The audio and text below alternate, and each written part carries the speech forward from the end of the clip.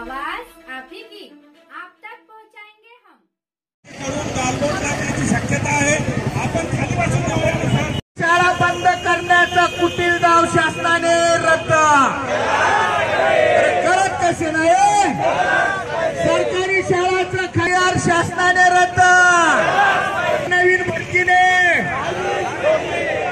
भरतीने शिक्षकांचे पदे हात वर करून घोषणा द्या। तुमच्या हातात दिसले पाहिजे हात मनगट।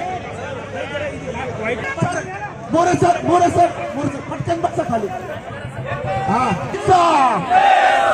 शिक्षक एकजुटीचा, शिक्षक एकजुटीचा, शिक्षक एकजुटीचा। हम सब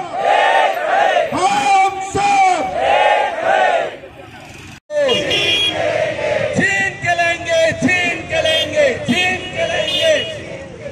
एकच मिशन। तिकडे बघा तिकडे गणवेश अरे शासको होश में आके न्याय तो तुमको आम्हाला फक्त अर्ध्यात कसं नाही, अर्ध्यात कसं नाही।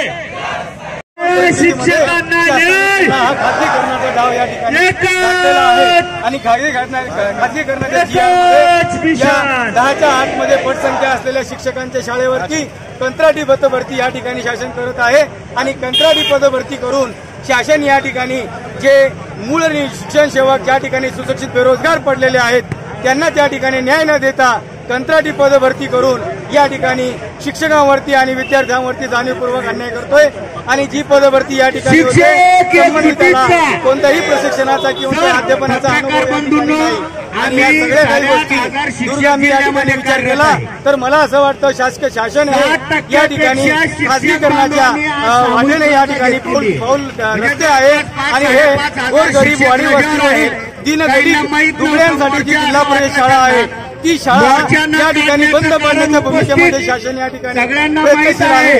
आम्ही आपल्या समन्वय समितीच्या माध्यमातून या ठिकाणी संपूर्ण राज्यामध्ये हा कार्यक्रम या ठिकाणी राबवलेला आहे। सामूहिक रजा आंदोलन या ठिकाणी घेतलेले आहे आणि या आंदोलनासाठी आमच्या जिल्हाभरातून सर्व दिव्यांग बंधू भगिनी आणि सर्व शिक्षक वृंद या ठिकाणी उपस्थित आहेत।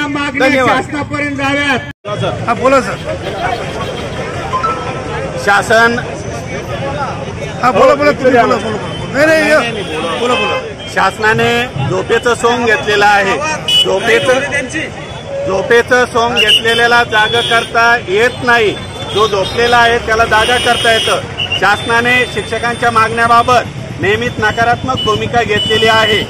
आज सोडू उद्या सोडू, परंतु शिक्षक आज रस्त्यावर का उतरला याचंही आत्मचिंतन शासनाने करणं गरजेचं। शासनाचा कुटील डाव आहे आणि हा शासनाचा कुटील डाव हाणून पाडण्यासाठी शिक्षकांना फक्त शिकू द्या, इतर अशैक्षणिक कामे त्यांच्यावर लादू नका यासह इतर मागण्या घेऊन आम्हाला फक्त शिकू द्या, शिक्षकांचं जे मूळ काम आहे ते करू द्या, अशैक्षणिक कामे लादू नका या व इतर मागण्यासह जो 15 मार्च 2024चा शासन निर्णय आहे तो रद्द करा यासह विविध मागण्या घेऊन आज आम्ही सर्व शिक्षक रस्त्यावर उतरलेलो आहोत आणि जोपर्यंत ही प्राथमिक टप्पा आहे, पहिली पायरी आहे, जोपर्यंत शासन या सर्व मागण्या मान्य करत नाही तोपर्यंत आंदोलनाचे टप्पे वाढवण्यात येतील।